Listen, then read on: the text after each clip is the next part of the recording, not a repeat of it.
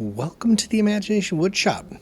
Over the years, I've done a lot of how-to videos, home improvement projects, and even tried to show you the glitzy side of how to run and operate a woodworking business.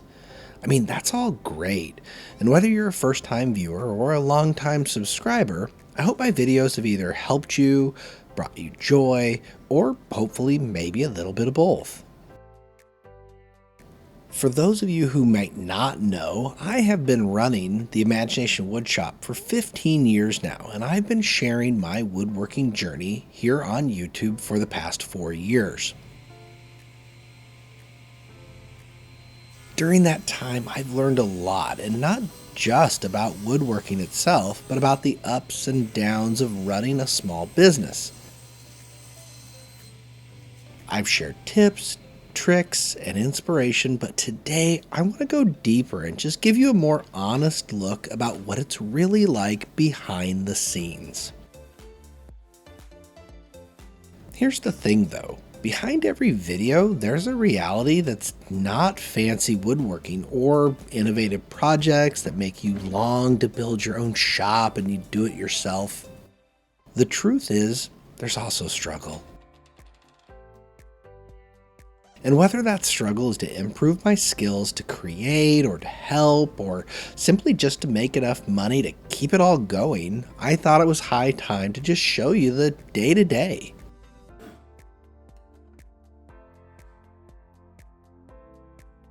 What you're viewing is actually a very typical customer project. In this case, it's an antique end table that the customer wanted to cut down to a new size while keeping the original look of the beveled edges and the finish. Seems simple enough, right?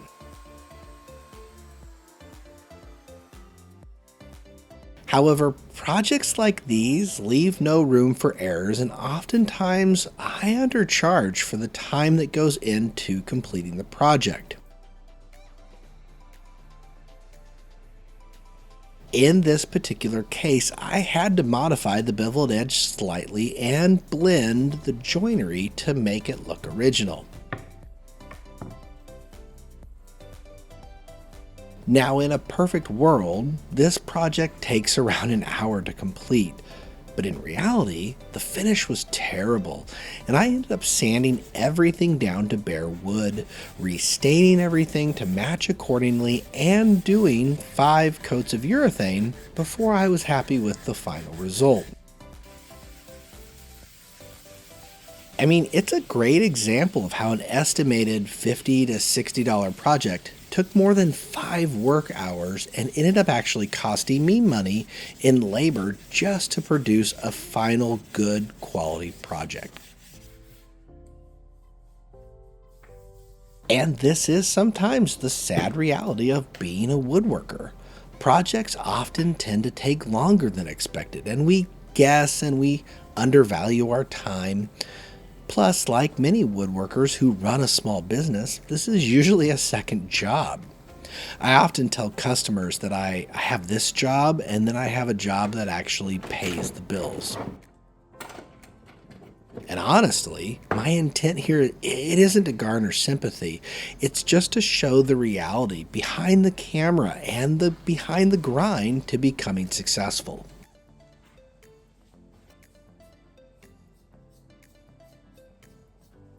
I think woodworkers at their core are dreamers. We love the art of creation and the ability to produce something beautiful with our own 2 hands.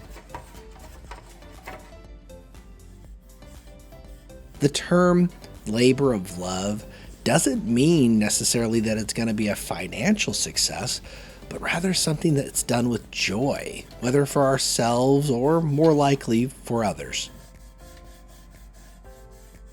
I can't even count the number of phone calls I get where the customer has had this vision, but they lack the resources or the tools or the experience to make it reality. And so I'm usually the 3rd or 4th person they've called because no one else will even take their project. Some never even pick up the phone.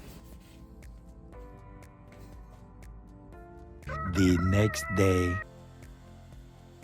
One recent project really drove this point home. I was tasked with building new shelves for a vanity to add to the old ones, and the customer wanted them made with solid walnut ends to match the old ones exactly.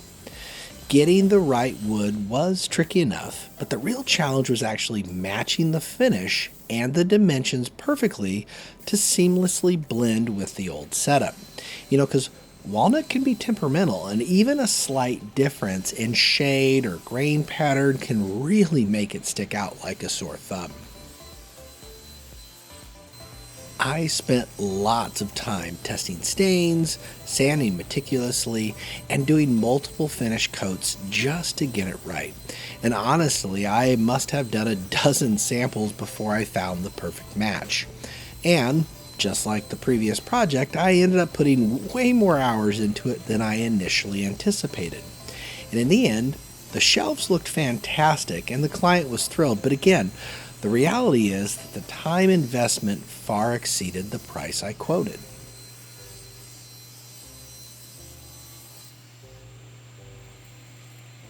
But it's not just about time. It's also about motivation, the ability to push yourself day after day.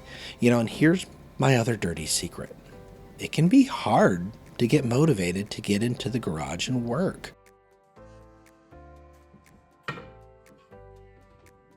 Taking your hobby and passion to the next level and making it a business is a big leap, and it comes with its own challenges. When a hobby becomes a job, you have to consider the potential downsides, such as the pressure to perform consistently, the loss of freedom, and the potential for burnout, all while focusing on maintaining the joy that you want when you turned this hobby into a profession in the first place.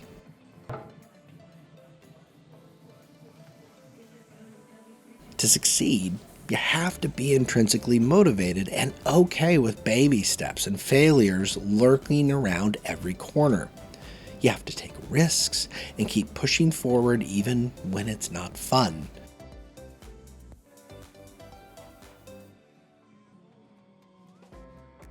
This becomes even more challenging if you already have other responsibilities in your life, like another job or a family.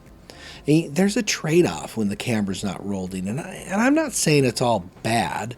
It's just something that you need to be fully aware of if this is the path that you want to take. I think one of the most important things to remember is that success in woodworking or any small creative business, it doesn't come overnight. It's built on countless hours of practice, failed projects, and the ability to keep going even when you're not seeing results. You have to have thick skin to deal with setbacks and be willing to learn from every single mistake. I guess I'm sharing this because I don't want to romanticize the idea of running your own woodworking business. Yeah, it's fulfilling, but it's also demanding. I've had days where I question why I do it at all. 3 hours later. When a simple project turns into a nightmare, or when I'm working late into the night just to meet a customer deadline. But the truth is, it's those moments that make the success feel earned. I know that I put my heart and my soul into every piece that leaves my shop.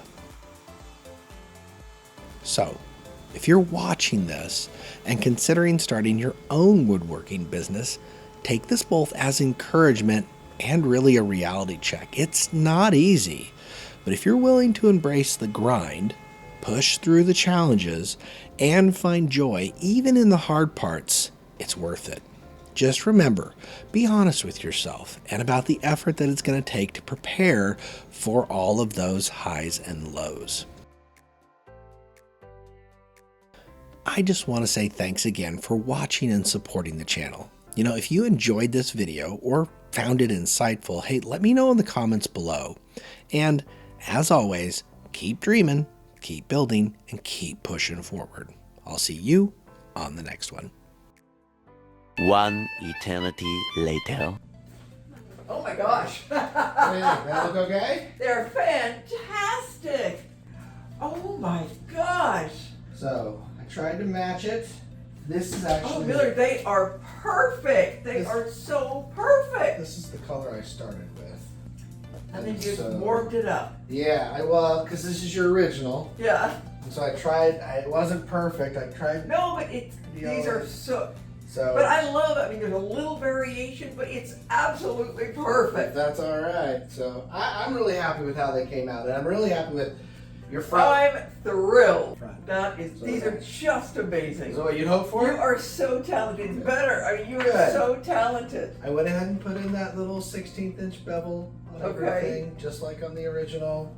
Oh my God, this is so amazing. So tried my best to replicate They're this. so good. Well, good. Here, let me get these out for you. Oh, all right. Let me read. I gotta. Oh, So, because you good. don't get to get it with pups, no. All right. That's the moment. That right there. That's why I do it. Another happy customer in the midst of the struggle, the time constraints, all of it, you name it, to have someone really satisfied in the work that I'm doing for them. That just makes my day. I literally just got home from the regular job, so I didn't even have a chance to change yet, but that's okay. Like I said, she's happy, so that makes me happy. And so, yes, it's a struggle. It's not easy. There's a lot that goes into this, but those are the moments that you're like, all right, you know what? I'm just gonna keep doing it because it's fun. I appreciate you coming along on this one. A little bit different, a little bit unique. But I just wanted you to see my reality and the reality, I'm sure, of many woodworkers out there that are trying to do their best for customers and hopefully make a little money in the process as well. So thank you. I appreciate you for coming along, and I'll catch you on the next one.